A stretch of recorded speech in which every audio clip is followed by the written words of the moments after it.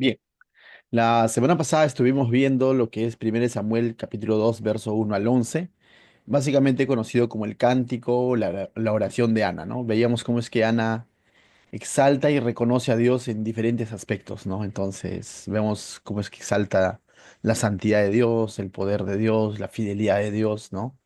Y Ana se pone como sierva, ¿no? Como sierva. Vemos derramar su corazón con humildad y eso como respuesta a que Dios había cumplido su promesa, ¿no? Y decíamos, ¿no? De que a veces las oraciones se reducen solamente a peticiones, es decir, previos al favor de Dios.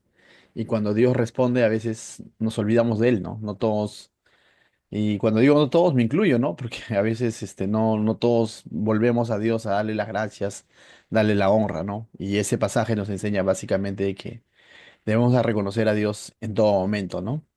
Bien, dicho eso, también vamos a ver ahora del verso 12 al 36 y básicamente vamos a ver un contraste entre dos, podría decirse entre dos familias o entre una familia y este pequeño joven, todavía lo llaman la Biblia, llamado Samuel, ¿no? Quizás algunos dicen podría ser niño, quizás todavía, ¿no? Porque Ana lo consagró cuando él todavía recién había sido destetado, ¿no? Aproximadamente 3, 4 años. eh, y vamos a ver un contraste, ¿no? Entre la familia del sacerdote Elí, quien estaba ministrando en el tabernáculo, con la vida de este niño, de alguna manera, ¿no? Y vamos a ver cómo es que Dios, nada se le pasa, pues todo lo tenía calculado y bueno, y es un Dios santo, es un Dios justo y es un Dios que todo lo ve, ¿no? Entonces, en ese sentido, vamos a dar lectura al verso 12. Mira lo que dice. Los hijos de Elí eran hombres impíos y no tenían conocimiento de Jehová.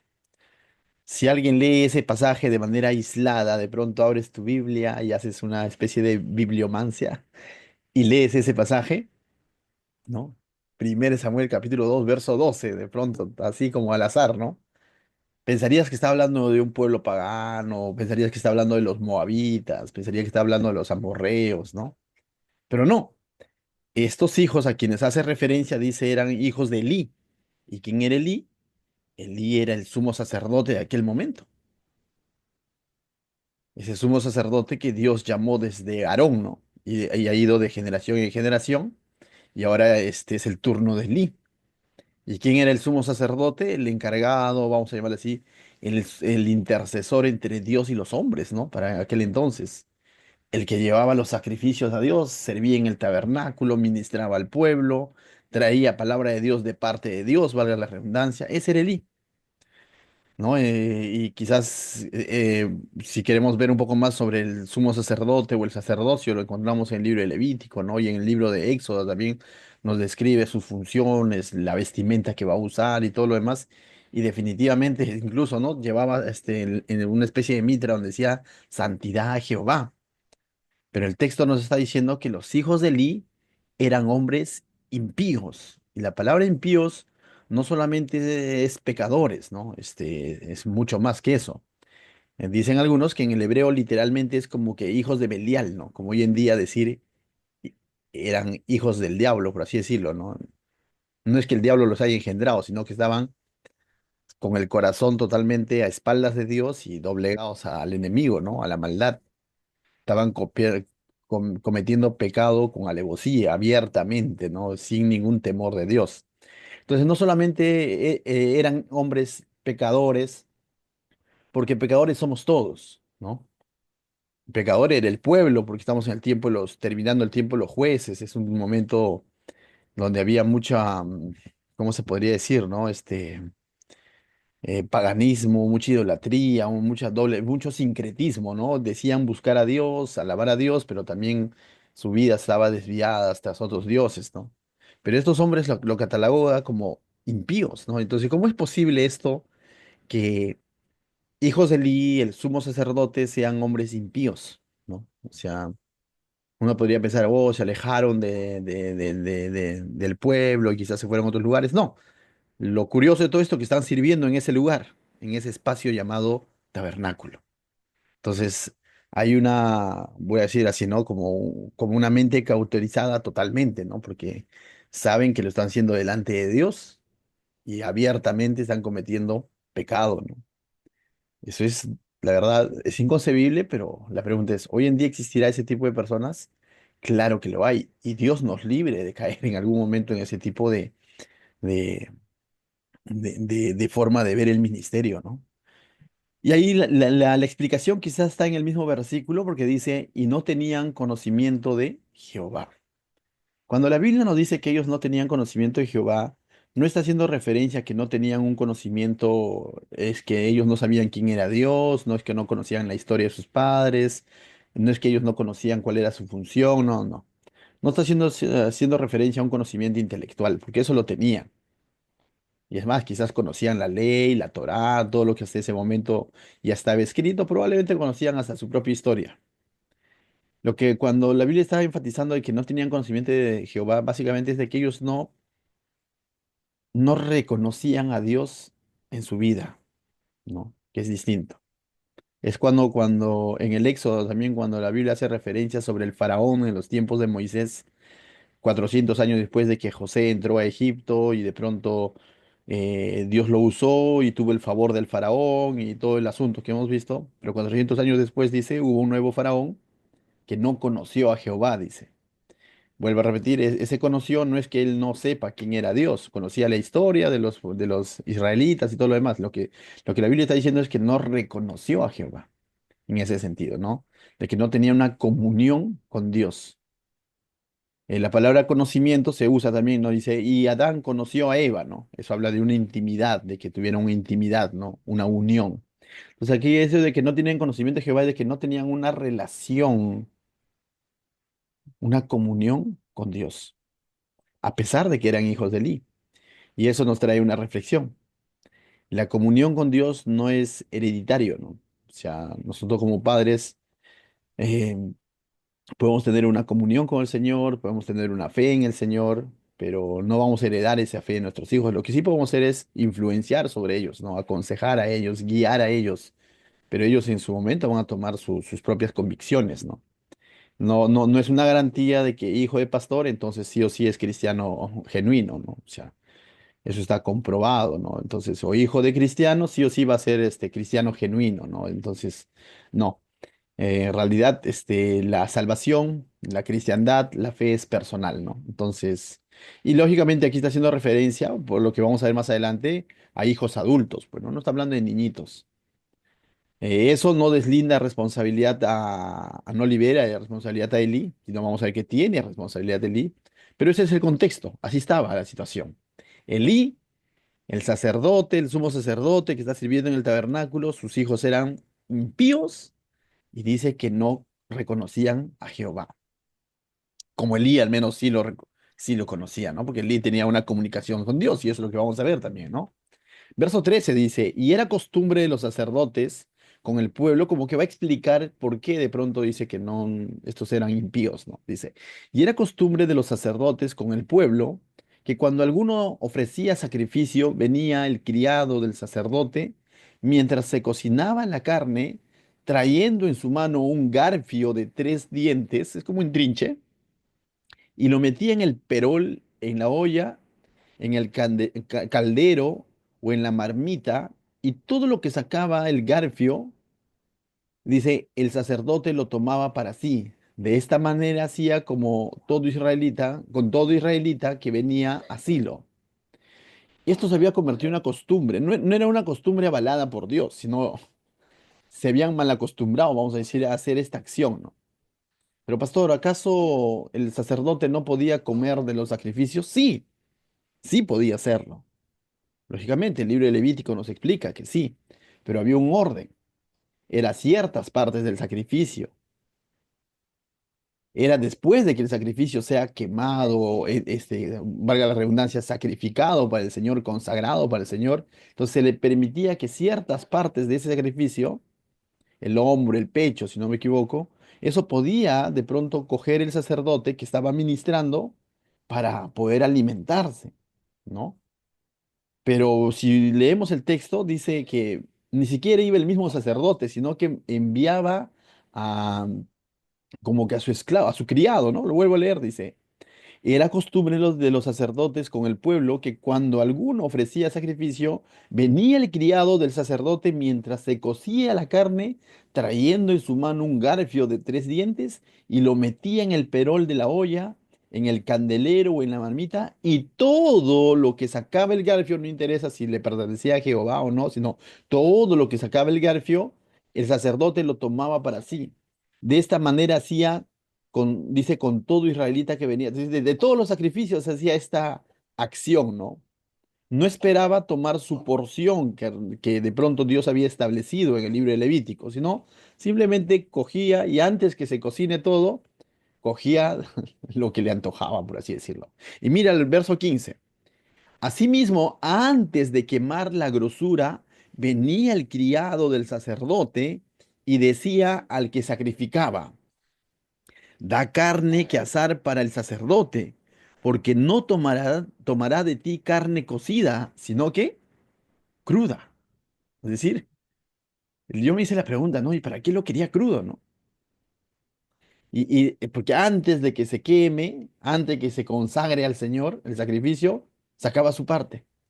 Estaba rompiendo el orden y al mismo tiempo estaba cogiendo cosas que no le correspondía, ¿no? Y lo quería crudo. Entonces yo me preguntaba, ¿para qué lo quería crudo? Quizás para cocinarlo a su gusto, a su manera. Otros comentaristas dicen, es muy probable, con todos los pecados que le vamos a hallar, probablemente incluso hasta hacía negocio con esta carne que cogía antes de ser cocida. Y no es una exageración, porque vamos a verlos eh, hacer otras cosas peores, ¿no? Entonces, definitivamente esto era una mala costumbre, ¿no? Y esto se había vuelto costumbre en la casa de Elí, ¿no? Y los hijos de Elí, con razón, lo describe como hombres impíos. Con razón, la Biblia los describe como hombres que no conocían a Dios, ¿no? Aunque lo conocían intelectualmente, no estaban teniendo ningún temor de Dios, ¿no? Ningún temor de su palabra. Estaban rompiendo abiertamente las ordenanzas que Dios había dejado en el libro de Levítico. Y el verso 16 dice, y si el hombre le respondía, es decir, el que estaba ahí, ¿no? Sirviendo, dice, quemen la grosura primero y después toma tanto como quieras, es decir, como que había ahí una confrontación diciendo, oye, no lo lleves crudo, ¿no? No está bien. Él respondía, no, sino dame ahora mismo, de otra manera yo la tomaré por la fuerza. Se levantaban decididos, sí, tenían una orden clara de parte de los hijos de Eli de que tomen partes del sacrificio que no les correspondía, que lo tomen de manera cruda y eso se les había vuelto costumbre, ¿no? Verso 17. Era pues muy grande mira, dice, era pues muy grande delante de Jehová el pecado de los jóvenes, es decir, definitivamente esto para Dios era un pecado atroz, ¿no? Era muy grande, lo describe como eso. Porque los hombres menospreciaban las ofrendas de Jehová, estaban teniendo en poco lo que significaba ese sacrificio, ¿no? Estaban teniendo en poco lo que Dios había establecido en su palabra y estaban teniendo en poco a Dios mismo, ¿no? Es decir, una irreverencia total, ¿no? Porque estaban olvidando que eso era consagrado para Dios y que Dios en su misericordia y en su bondad les iba a permitir a ellos comer ciertas partes, pero no al revés. Y están pecando de codiciosos, ¿no? Están codiciando lo que le pertenece a Dios. Entonces, Dios dice, ve esto como un pecado muy grande, porque estos hombres menospreciaban las ofrendas de Jehová, ¿no? Porque los hombres disculpen, porque los hombres menospreciaban las ofrendas de Jehová. Esta acción hacía que las personas que traían su sacrificio cuestionaran este acto del sacrificio, cuestionaran este acto de la ofrenda, ¿no? Porque era como ya mal visto. ¿Para qué voy a llevar mi sacrificio? ¿Para que los hijos de Elí se lo cojan, se lo coman y no lo sacrifiquen a Dios? ¿Para qué voy a llevar mi sacrificio? ¿Para que los hijos de Elí comercialicen o saquen ventaja de mi sacrificio, de mis ofrendas? Entonces estaba haciendo como piedra de tropiezo. Y era bastante malo lo que ellos hacían, ¿no? En sí mismo. Pero todavía era peor porque estaban, de alguna manera, perturbando, lastimando a las personas, porque ya que las personas ya no tenían una paz para ir y entregar su sacrificio y su ofrenda al Señor, ¿no? O su holocausto. Entonces, mis hermanos, vemos aquí, ¿no? Cómo es que los describe como hombres impíos. Primero, porque eran hombres que tenían todo el conocimiento de parte de Dios en cuanto a cómo conducirse en el servicio del tabernáculo. Y si ellos estaban cometiendo esto, no era por ignorancia, sino era por irreverencia, lo estaban haciendo abiertamente. Como paréntesis y reflexión en hasta esta porción, ¿no? Eh, es, es chévere, voy a decir así, voy a usar esa palabra, a veces decir, no, la Biblia dice que somos sus siervos, la Biblia dice que nos ha dado el privilegio de ser servidores del Señor, embajadores de Cristo, sacerdocio santo, reyes, sacerdotes. A veces has escuchado ese tipo de términos que a veces como cristianos rápidamente tan a la ligera como que nos apoderamos, ¿no? Esos términos. La pregunta es, con qué tanto temor, reverencia estoy tomando ese, si se quiere llamar título o nombre, ¿no? Realmente estoy haciendo las cosas que agraden a Dios en mi servicio, porque ellos, entre comillas, estaban sirviendo a Dios, pero estaban en el fondo de todo ofendiendo a Dios, ¿no? Entonces la pregunta es, nosotros como siervos que de alguna manera decimos ser, ¿cómo estamos para con Dios en nuestra reverencia para con Él, ¿no? O estamos menospreciando quizás mm, lo que el Señor nos ha dado, ¿no? Entonces tengamos cuidado con eso, ¿no? Cuánta razón tiene la palabra de Dios, dice que cuando todo lo que hagamos, hagámoslo realmente como para el Señor, ¿no? Entendiendo que tiene que ser consagrado para Él, ¿no? Entonces, esto no va a agradar a Dios definitivamente y el Señor va a tomar acciones, ¿no? Pero vamos a ver el contraste, mis hermanos. El contraste es el mismo Samuel. Mientras que los hijos de Elí están cometiendo todo esto, mira qué sucede con Samuel, ¿no? Verso 18. Y el joven Samuel ministraba, significa servía en la presencia de Jehová, y la presencia de Jehová estaba en ese tabernáculo, vestido de un efod de lino. Entonces, el primer contraste vemos cómo es que Samuel estaba, no sabemos qué edad tenía, pero era joven aún. Dice que Samuel estaba sirviendo en la presencia de Dios, ¿no? ¿Cómo es que la Biblia nos describe?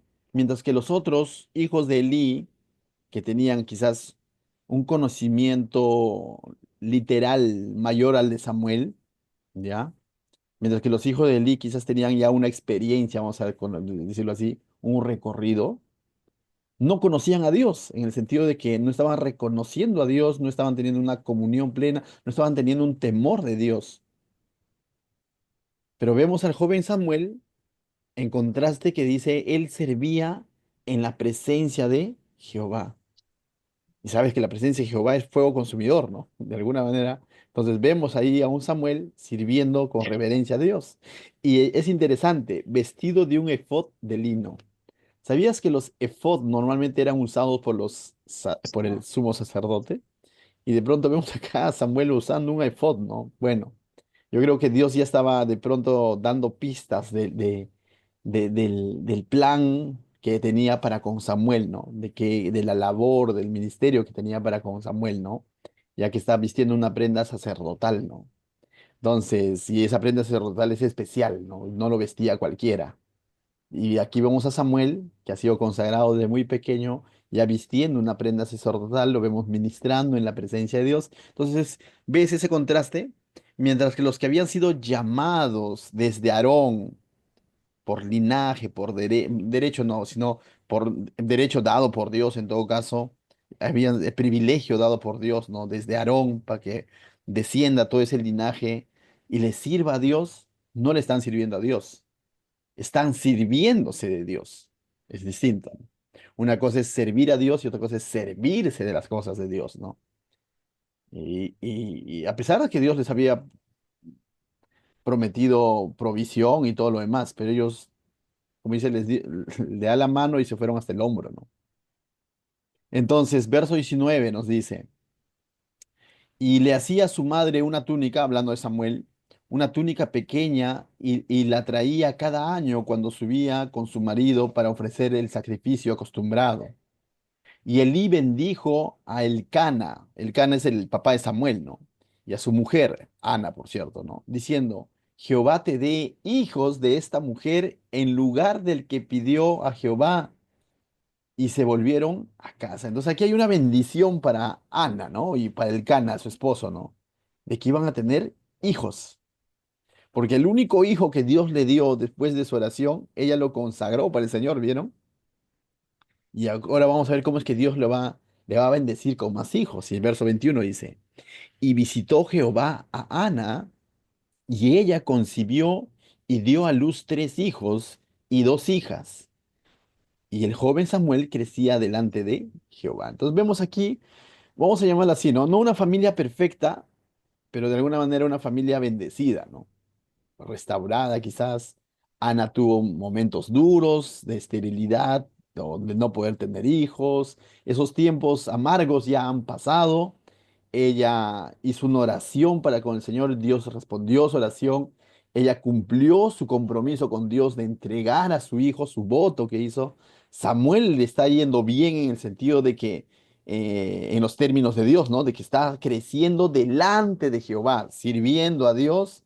Y Ana, por otro lado, está siendo bendecida, dice, con tres hijos y dos hijas más, ¿no? Entonces, por este lado vemos como una familia siendo bendecida por Dios.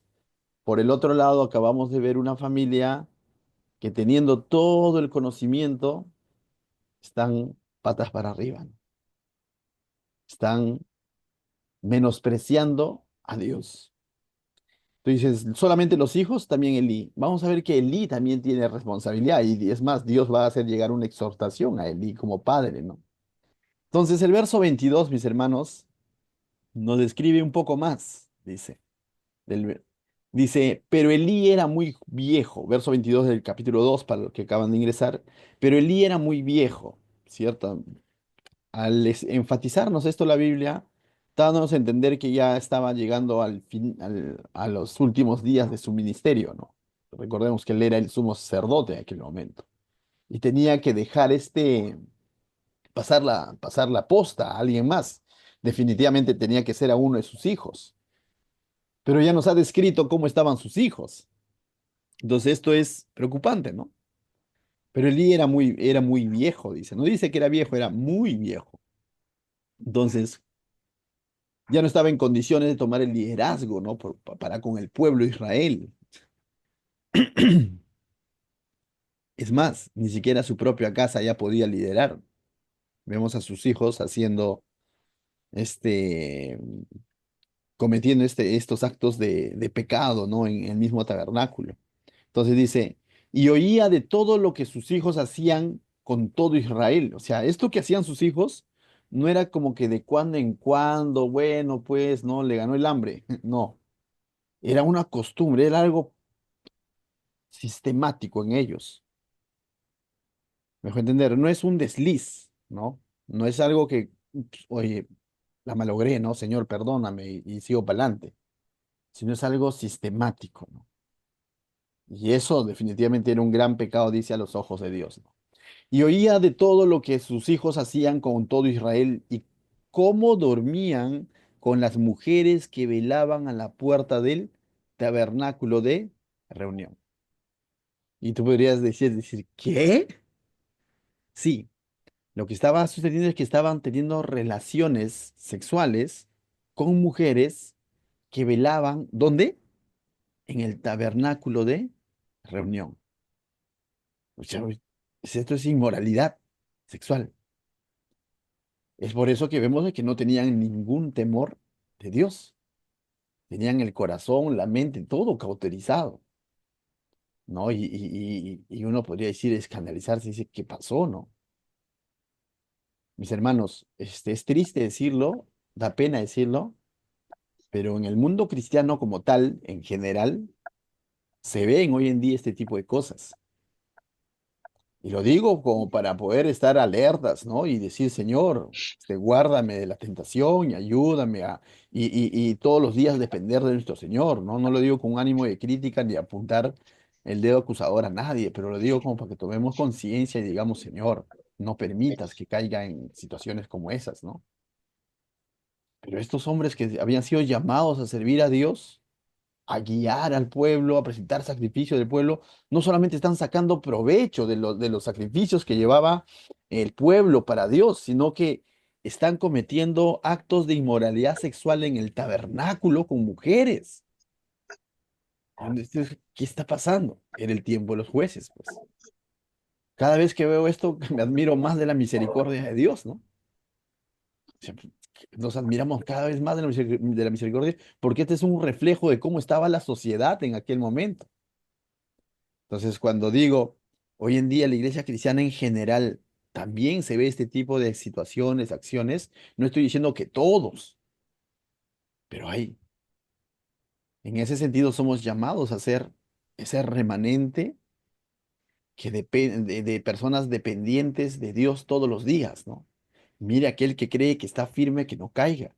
Entonces, mis hermanos, tomemos en serio nuestra relación con el Señor, ¿no? Porque una cosa lleva a la otra.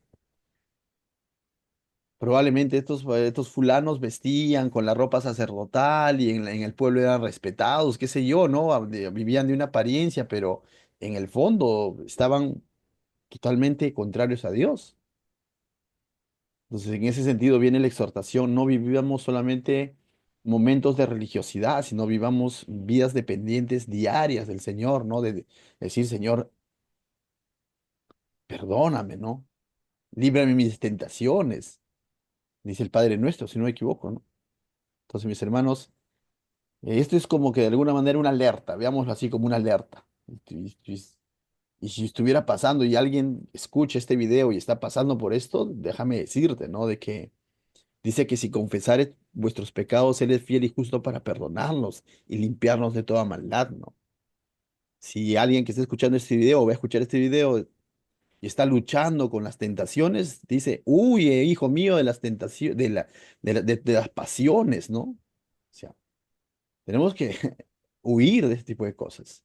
Entonces, para algunos quizás es una advertencia, para otros quizás es una exhortación de parte de Dios, de decirte, arrepiéntete, ¿no? No vivas esa doble vida. Entonces, te das cuenta que ser llamado siervo de Dios o ministro de Dios no es garantía, no, o sea, no es garantía, ¿no? Entonces, volvemos al texto, mis hermanos. 23, pareciera que de pronto Elí va a corregir, ¿no? Y vamos a ver que va a ser como una vana reprimenda, ¿no? O una ineficaz reprimenda a sus hijos, ¿no? Pero no va a tener ninguna consecuencia. Mira lo que dice. Y les dijo, ¿por qué hay seis cosas semejantes? Porque yo oigo de todo este pueblo vuestros malos procederes. Y ellos ya se habían hecho famosos de esto, ¿no? De sacar provecho de los sacrificios para Dios y de cometer actos de inmoralidad en el servicio a Dios, ¿no? Entonces, Lee comienza haciéndoles una serie de preguntas, ¿no? ¿Por qué hacen estas cosas? Porque yo oigo de todo este pueblo, dice vuestros malos procederes. No, hijos míos, ¿por qué no es buena fama la que yo oigo? Dice, ¿no? Pues hacéis pecar al pueblo de Jehová. ¿Te das cuenta? Entonces, no solamente era un pecado, oh, bueno, es mi persona, ya no se metan, pues mi vida, no, sino que ellos habían sido llamados para un servicio especial de parte de Dios. Entonces su pecado va a tener mayor consecuencia. ¿Por qué? Porque va a servir de piedra de tropiezo para el pueblo. Y el pueblo va a decir, pues si los hijos del sacerdote están así, ¿nosotros qué pues? Y es por eso que esto concuerda mucho con lo que dice el libro de Jueces, ¿no? Cada quien hacía lo que le plazca, lo que quería. Y trayendo un poco la reflexión, como cristianos, somos llamados a ser la luz del mundo, ¿no? No porque tengamos luz propia, sino a mostrar la luz de Cristo al mundo. Como cristianos somos llamados a ser sal de la tierra. Pero si nosotros nos viéramos involucrados en actos como estos, imagínate las personas no cristianas que están a nuestro alrededor, familia, amigos, ¿no? Va a ser piedra de tropiezo para ellos, para que digan, si él siendo cristiano, siendo pastor, siendo siervo, siendo predicador, él que me invitaba a la iglesia o aquello, que tanto hablaba de Dios, que iba a su iglesia los domingos, hace estas cosas, ¿por qué yo no? Eso no los justifica a ellos, pero sí hay una responsabilidad para el cristiano, ¿no? Entonces nos damos cuenta que definitivamente Dios es santo y quiere, y su pueblo tiene que ser santo. Entonces es bacán achacarnos, ¿no? Somos pueblo de Dios, somos sacerdocio, santo y todo. Somos su iglesia, pero vivamos, ¿no? Tal como exhorta a Pablo constantemente, ¿no? ¿No? Vivan, dice, conforme la vocación con el que han sido llamados, ¿no? Es la idea, mis hermanos. Entonces dice, él los va a exhortar, ¿no? Le dice el verso 24: no, hijos míos, porque no es buena fama para la que yo oigo, pues hacéis pecar al pueblo de Jehová. 25: si pecar el hombre contra el hombre, los jueces le juzgarán. Mas si alguno pecare contra Jehová, ¿quién rogará por él? Y entonces acá le está diciendo como que este pecado es abiertamente contra Dios. Pero ellos, dice, no oyeron la voz de su padre, porque Jehová había resuelto hacerlos morir. Es decir, ya Dios ya, esto me recuerda un poco también al faraón nuevamente, ¿no? Que cuando va Moisés, pues, dice, pero no, el faraón no reconocía a Dios, pero ya porque ya, de alguna manera, el Señor ya le había dejado, pues, ¿no? En el sentido de que no quieres reconocer a Dios, bueno, asume consecuencias, ¿no? Dios ya había resuelto, dice, hacerlos morir. Y Dios no está siendo malo. Dios ha tenido misericordia continua, porque este acto no fue de noche a la mañana. Cuando Dios resuelve dejar que asumamos las consecuencias de nuestra necedad, de nuestra impiedad, de nuestra irreverencia, de nuestro pecado, primero veamos que siempre vas a ver este patrón. Dios va a hacer llegar palabra, va a hacer llegar palabra, va a hacer llegar consejo, va a ser siempre, siempre. Pero hay un momento en el que Dios, bueno, y no está dejando de ser misericordioso. Lo vemos en el hijo pródigo, el padre deja que el hijo, bueno, el hijo toma su decisión, ¿no? Se aleja. Vemos en el pueblo de Israel, Dios levantaba, más adelante lo vamos a ver en el tiempo de los reyes. Cuando nuevamente se van a involucrar con la idolatría, Dios va a levantar profetas y profetas para advertirles y advertirles y advertirles. Tanto así que uno de los profetas le va a decir, Señor, pero ¿para qué me mandas si no me escucha? Y Dios le va a decir, simplemente anda, ve, para que quede precedente de que yo envié mi palabra. Yo sé que ellos no se van a arrepentir. Entonces muchas veces Dios hace llegar y hace llegar consejo y nos resistimos al consejo y preferimos seguir en nuestro pecado. Finalmente entonces vienen consecuencias, ¿no? Y aquí Dios dice, había resuelto hacerlos morir, ¿no? Que ellos paguen por su pecado. Y vamos a ver las consecuencias graves más adelante. Pero nuevamente el contraste, mis hermanos, porque este capítulo no solamente está plagado del mal ejemplo, sino también del buen ejemplo. Y nuevamente el contraste, mira lo que dice verso 26, léelo junto conmigo. Y el joven Samuel iba creciendo y era acepto delante de Dios. ¡Wow! O sea, esa palabra, ¿no te gustaría que Dios diga eso de ti? Eso solo es posible en Cristo, definitivamente, ¿no? Pero dice, y era acepto delante de Dios y delante de los hombres. Entonces no solamente era acepto delante de Dios, sin fe, dice, es imposible agradar a Dios. Definitivamente que este hombre tenía fe en Dios. Definitivamente que ya no solamente era la fe de Ana que lo consagró y lo dedicó, no, sino Samuel mismo está sirviendo a Dios, está creciendo y está siendo acepto delante de Dios en el sentido de que está confiando y creyendo en Dios. Y no solamente en Dios, delante de todos los hombres. Los demás están comenzando a ver un testimonio en Samuel, ¿no? Entonces, hasta este punto, mis hermanos, si ya estás sirviendo a Dios, si de alguna manera has entendido que tienes un ministerio de parte de Dios, porque todo cristiano tenemos un ministerio, el ministerio de la reconciliación, ¿no? Todo cristiano tenemos una responsabilidad para con Dios, nos hacemos llamar siervos, ¿no? La pregunta esta noche mía sería, ¿cómo está tu servicio a Dios? ¿Modo familia Elí o modo Samuel? ¿Cómo está? Esa respuesta la tenemos cada uno. Nosotros esa respuesta es personal, ¿no? Acá nadie se va a levantar con el dedo acusador y decir, Julio está así como... No, no, nadie. No. Nosotros, cada uno de nosotros, sabemos en este momento cómo está nuestro servicio para con Dios. Modo familia Elí o hijos de Elí o modo Samuel. Dice, ahora, vemos a un Elías, un Elí, disculpen, que también de alguna manera aunque ha servido muchos años, porque ya era viejo, dice, ha servido muchos años al Señor en el tabernáculo y todo lo demás, pero ha descuidado algo, ¿no? Sus hijos.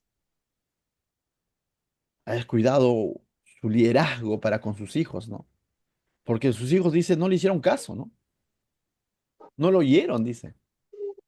Ahora tú dirás, no, pero pastor, ya era adulto, ¿qué tiene que ver este Elí, ¿no? Porque ya él ya era adulto y sus hijos eran adultos, son independientes. Sí, quizás como padre ya no, porque los hijos eran adultos, pero sí como sumo sacerdote, porque él era el sumo sacerdote. Sus hijos eran sacerdotes y él sabía lo que implicaba servir al Dios Santo. Como sumo sacerdote pudo hacer algo más, no permitir que eso siga sucediendo. Pero vemos que queda ahí, ¿no? Porque le dice, lo hacían de manera continua, año tras año. No fue una vez ni dos. Entonces también habla un poco del liderazgo de Elí como sumo sacerdote. Ahora, cada uno de nosotros cumplimos algún tipo de rol de liderazgo en el hogar y a veces hasta en la iglesia, ¿no? La pregunta estaría, ¿cómo está ese liderazgo? Si quiere llamar, no me gusta la palabra liderazgo, pero ¿cómo está esa encargatura, ¿no? ¿Cómo está, no? Vamos a ver que más adelante Dios le va a cuestionar, le va a decir, has preferido a tus hijos o honrar a tus hijos que a mí. Y a veces se nos hace difícil, no solo con los hijos, ¿no? Exhortar, corregir personas que nos caen bien. Porque si le digo, se va a enojar, ¿no? Tal vez me deja de hablar. Pero si tú ves, dice, pecado en tu hermano, más allá de rajarlo, díselo, ¿no? En el amor, ¿no? Con la verdad. Hierro con hierro se aguza, ¿no? Dice que es mejor las palabras frontales, por así decirlo, del amigo que la lisonja del enemigo, ¿no? ¿Qué es lisonja? Es como que el enemigo te puede franelear, ¿no? Ay, ni todo bien, todo bien. Pero el amigo muchas veces está dispuesto a decirte las cosas como son. Pero a veces no estamos dispuestos a hacer eso porque como que se va a incomodar, ¿no? Y honramos más a la persona que a Dios. Y eso va a pasar con Elí, porque se lo va a decir, Dios se lo va a decir. Mira, vayamos al texto. Verso 27. Y vino un varón de Dios a Elí. No sabemos quién era este varón de Dios. Ya. No, no, no. A veces cuando la Biblia hace referencia a un varón de Dios, hace referencia a un ángel de parte del Señor, ¿no? Pero no dice eso. Puede haber sido cualquier individuo más, ¿no? Pero viene el sumo sacerdote, ¿te das cuenta?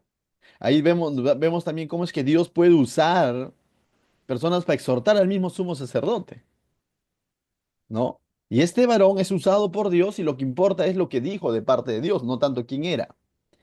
Y le dijo así, así ha dicho Jehová. Entonces este varón que viene a Elí, al sumo sacerdote,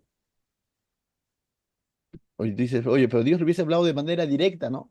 Sí, pero para que le haga ver, porque Elí era el que hablaba de parte de Dios al pueblo, ¿sí o no? Pero Dios en esta ocasión no decide hablarle a Elí directamente, sino usar cualquier otro individuo para que le diga las cosas a Elí. ¿Me dejo entender? Y le dice así, así ha dicho Jehová. ¿No me manifesté yo claramente a la casa de tu padre cuando estaba en Egipto, en la casa de Faraón? Está haciendo referencia. ¿Quién era el padre de Elí? Elí viene del linaje de Aarón. Cuando dice la casa de tu padre, está haciendo referencia justamente a Aarón, pues, ¿no? Y yo lo escogí por mi sacerdote entre todas las tribus de Israel, de la tribu de Leví, pues, ¿no? Ese fue la tribu escogida por Dios y de esa tribu viene Aarón, ¿no? Dice, y lo escogí por mi sacerdote entre todas las tribus de Israel. Y le va a recordar un poco las funciones que debería haber cumplido Elí, primeramente, y también sus hijos como sacerdotes. Y le escogí por mi sacerdote entre todas las tribus de la tierra. Primero que Dios fue el que lo escogió. Y si retrocedemos un poco, ¿cómo lo escogió? Fue por gracia y misericordia. No hubo nada extraordinario en la tribu de Leví de donde venía este Elí y Aarón. Simplemente Dios lo escogió en gracia y en su soberana gracia.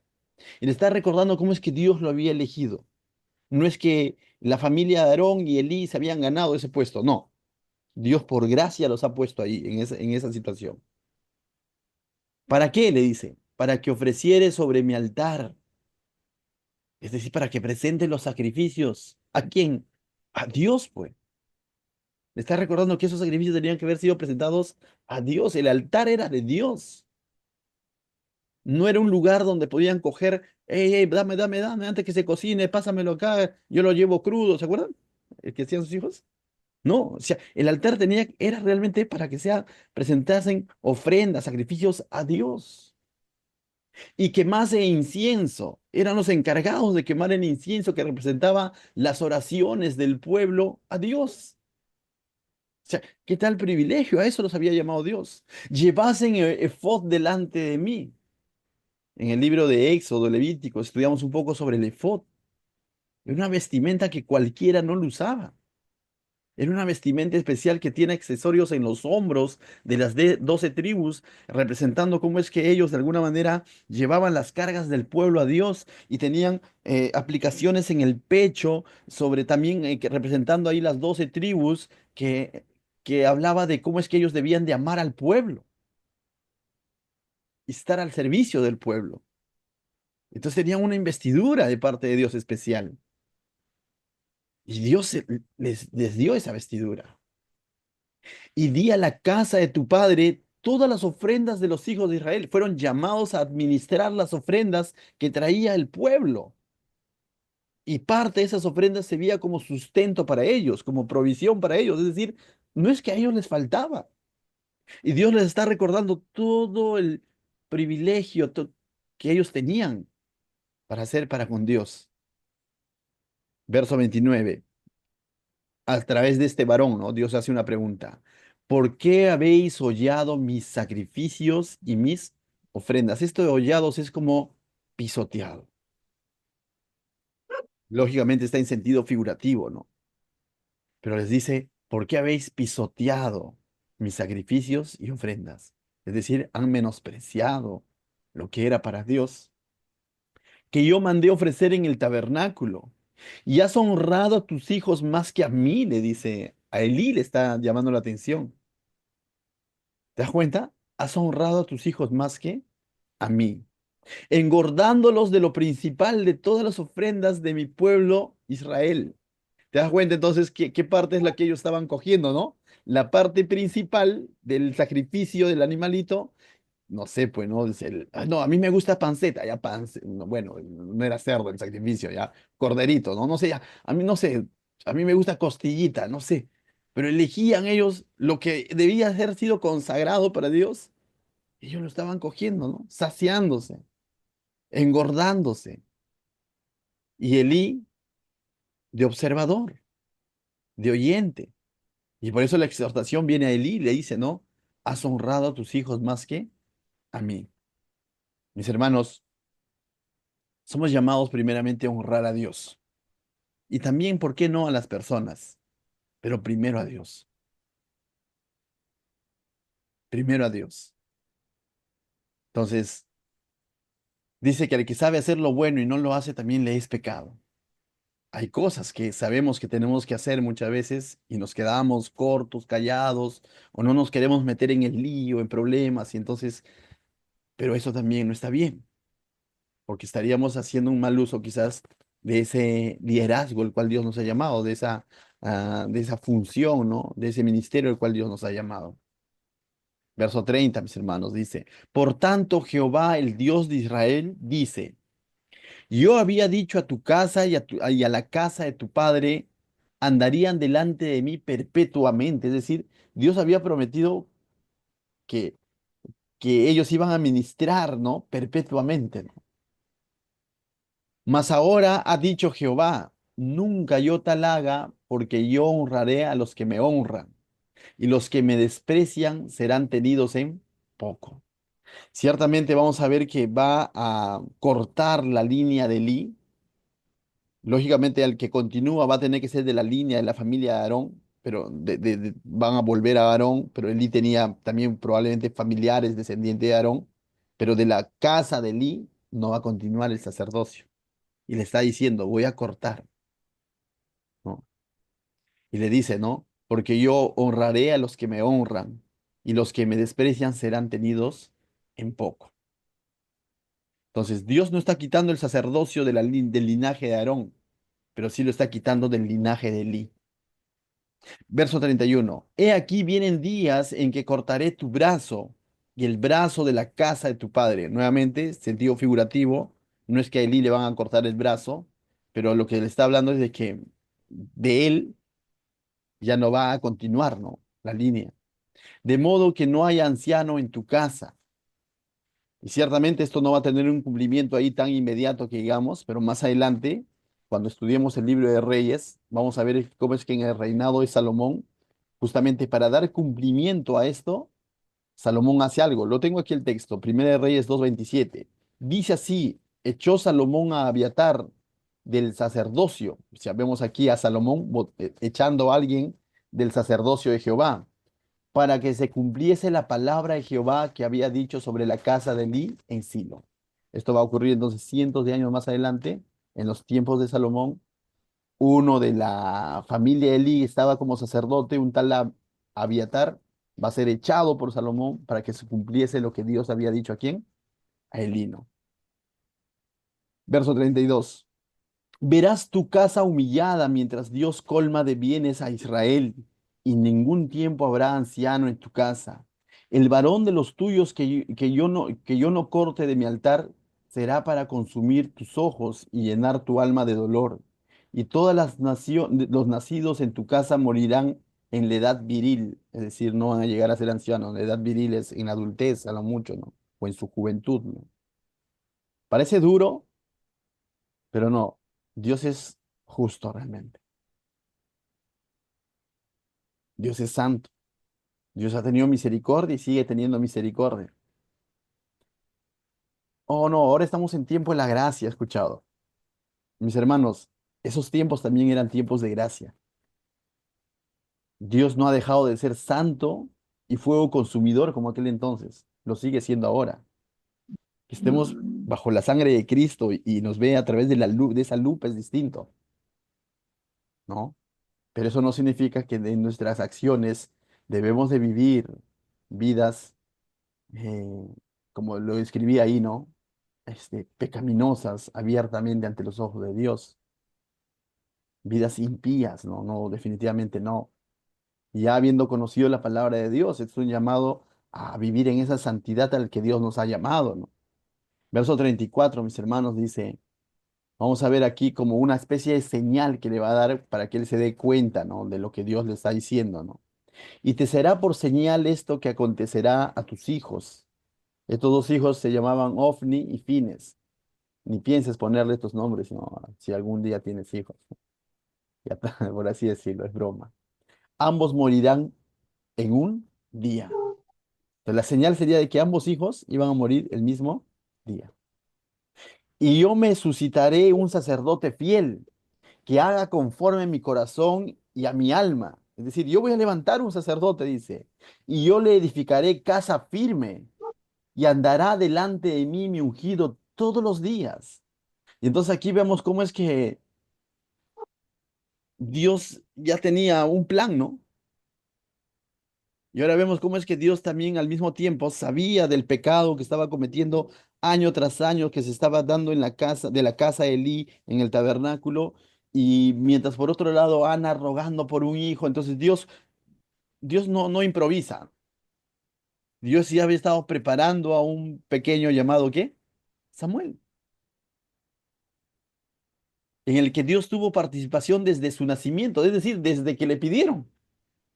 Ana está pidiendo un hijo cuando en realidad Dios estaba dentro de sus planes ya, la vida de Samuel, quien le iba a servir, ¿no? Y dice, yo me suscitaré un sacerdote fiel que haga conforme mi corazón y mi alma. Pero aún Samuel cumplió parcialmente esta promesa, vamos a decirlo, ¿no? Sirvió como sacerdote consagrado, ciertamente, va a reemplazar de alguna manera a los hijos de Eli, vamos a verlo más adelante, sí, él va a cumplir una función de traer palabra al pueblo de Dios en esos tiempos oscuros, en ese tiempo de transición entre los tiempos de anarquía y el tiempo del reinado de Saúl y luego David. Lógicamente Samuel va a cumplir una función importante, pero aún así él cumple parcialmente nada más lo que está diciendo acá. ¿Por qué? Vamos a verlo más adelante. Y más adelante también en el tiempo de Salomón, cuando hacen ese cambio de sacar a Abiatar, que era de la familia de Elí, ponen a otro hombre llamado Sadoc, ¿no? Quien también de alguna manera va a cumplir un sacerdocio tal como Dios lo está describiendo acá. Y yo me suscitaré un sacerdote fiel que haga conforme a mi corazón y a mi alma, y yo le edificaré casa firme y andará delante de mí mi ungido todos los días. Ese todos los días nos habla de que hay un cumplimiento mayor. Vamos a darnos cuenta que Dios no solamente está hablando de Samuel o de más adelante en los tiempos de Salomón, de Sadoc, sino que Dios está hablando del gran sumo sacerdote. Y ese gran sumo sacerdote, dice, ¿es quién? Nuestro Señor Jesús, de la orden de Melquisedec, tal como lo escribe el libro de Hebreos, ¿no? Él es el gran sumo sacerdote fiel hizo las cosas conforme el corazón del Padre. Él es el que ha ido a preparar morada. Él es el que ha abierto, ¿no? Y ha entrado a la presencia de Dios y ahora a través de él podemos nosotros también. Él es el que se ha hecho semejante a nosotros y lo sufrió todo. Él es, ¿no? Él es el ungido todos los días, ¿no? Y hoy en día nosotros no necesitamos de un intercesor humano, ¿no? No necesitamos de un Samuel, no necesitas de un Sadoc, menos de unos hijos de Elías, sino que ahora tú, por la obra preciosa que ha cumplido el gran sumo sacerdote en la cruz, Jesucristo, tú hoy puedes presentar todas las ofrendas que tengas, tu vida misma al Señor todos los días, ¿no? Entregarle completamente a Dios, porque hoy tenemos un gran sumo sacerdote que es fiel al Señor, que es fiel a Dios, quien no va a sacar provecho de ti, sino por lo contrario, vas a ser bendecido. Si de pronto el sacerdocio en los tiempos de Elí fue manchado, dañado, hoy tenemos un gran sumo sacerdote que es realmente santo, en quien no hay engaño. Y la ofrenda eres tú, mi hermano. La ofrenda eres tú. Todos los días puedes entregarle tu corazón. Amén. Y no nos va a desechar, no nos va a menospreciar. Verso 36 termina diciendo, y el que hubiera quedado en tu casa de la familia de Elí, los sobrevivientes, vendrá a postrarse delante de él por una moneda de plata y un bocado de pan, diciéndole, te ruego, eso sí, en el cumplimiento inmediato, ¿no? En los tiempos de Samuel, en los tiempos de Sadoc, y esos que descendientes de Elí que habían quedado, dice, van a venir y se van a postrar, o sea, van a caer en una crisis, vamos a decirlo así, ¿no? Van a terminar siendo menesterosos, ¿no? Van a terminar siendo mendigos, por así decirlo. Dice, y un bocado de pan diciendo, te ruego que me entregues a alguno de los ministerios para que pueda comer un bocado de pan. Y este juicio es apropiado, dice, ya que gran parte del pecado de los hijos de Eli que fue la codicia y el robar al pueblo. Y como consecuencia ahora el Señor le dice, lo que va a suceder va a terminar mendigando. Y así termina, mis hermanos, este capítulo 2 que de alguna manera nos hace un contraste entre los hijos de Eli y el ministerio de Samuel, ¿no? Que de alguna manera está saliendo a flote, ¿no? O que Dios está sacando a la luz. La pregunta de aplicación final es, ¿no? ¿Cómo está tu vida hoy para con el Señor, ¿no? Está a modo hijos de Eli, Dios no quiera, pero sí oremos continuamente para no caer en pecados como tales. Pero también oremos continuamente para decirle, Señor, quiero crecer, quiero servirte, quiero dedicarte y que hallar contentamiento en ti, en mi servicio que te hago. Pero eso solo va a ser posible con la ayuda del Espíritu Santo, con la asistencia del Espíritu Santo. En nuestras fuerzas vamos a meter la pata más de una vez. Pero ya el Señor nos ha llamado a hacer ese sacerdocio santo. La idea es vivirlo, pero sin la asistencia del Espíritu Santo es imposible. Amén. Entonces, ¿qué tal si oramos esta noche para poder terminar este estudio? Padre, te doy gracias, Señor, esta noche por tu palabra, Señor. Gracias porque nos ministras, Señor, nos adviertes, nos anticipas, nos exhortas, Señor, a poder tener vidas genuinas, Señor. No basta con conocerte de manera intelectual, Señor. Es necesario tener una comunión continua contigo, Señor. Y eso no va a ser posible si día a día no nos doblegamos, Señor, a la guía de tu Santo Espíritu, Señor. Que nuestro yo mengue todos los días, Señor, y que tú crezcas en nuestros corazones, Señor. Ayúdanos a venir con corazones contritos, humillados, Señor. No buscando algo a cambio, Señor. No buscando sacar ventaja de nada. No simplemente diciendo, Señor, heme aquí. ¿Qué hago? En el nombre de Jesús, Señor, bendice a mis hermanos. Amén.